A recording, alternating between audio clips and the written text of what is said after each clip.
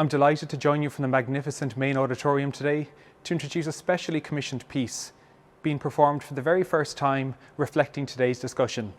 The staging incorporates 244 candles, one in memory of each of the women who have been killed by violence since 1996.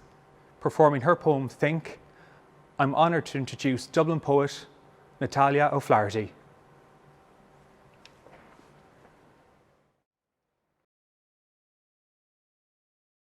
Every morning I take myself through a short stretch of park. Darkened and dim, footsteps often echo behind me, and my chest tightens and pace quickens until I get out the gates and realise I've been listening to my own feet and fear, heartbeat pumping in my ears. And I thank God it's not some stranger, stepping in to hurt or harm or steer me clear of my way. And on the mornings my shadow doesn't even show, and the leaves sit still in the trees, and there's nothing to startle or steer my thoughts to fear. I think about maybe taking a longer way next time, and sometimes I do. I think about the keys splayed between my knuckles and the way I would run if I had to. I think about the safety alarm my friend bought online, and my one that will soon arrive. I think about how loud I could scream, and whom I hear, and if it would make a difference. I think about blame and personal responsibility and what they would say if anything were to happen to me.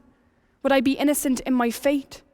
Or should I have known better, tried harder, been quicker out the gate? I think about the women and girls who think like me.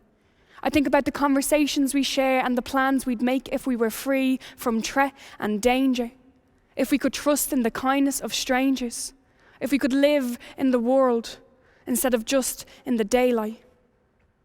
Then I think about the women and girls who thought like me, the women and girls who lost, whose keys didn't cut deep or whose echoed steps weren't alone on the street. I think of the women and girls who didn't even see it coming, who did everything right, or the ones who walked alone at night in defiance of the drills and the rules and the way we've been taught to use our bodies and lives to shield ourselves from violence.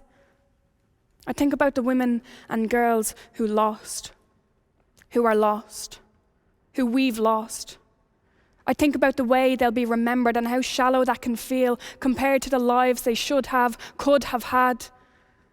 I think of the memorials and the silent vigils, and how none of it can hold a candle to the light and love and life of the women and girls taken from us by those who had no right.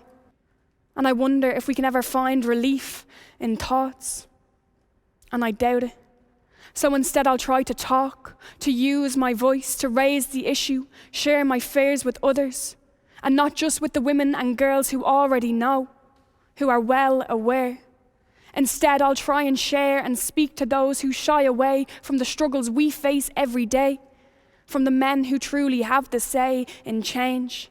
It's not all men, but it's on all men to educate their sons instead of protect their daughters.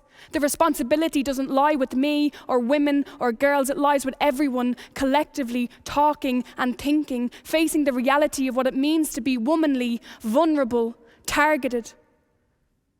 I can only do so much, but together we can shift the narrative away from God love her, God bless her, God rest her.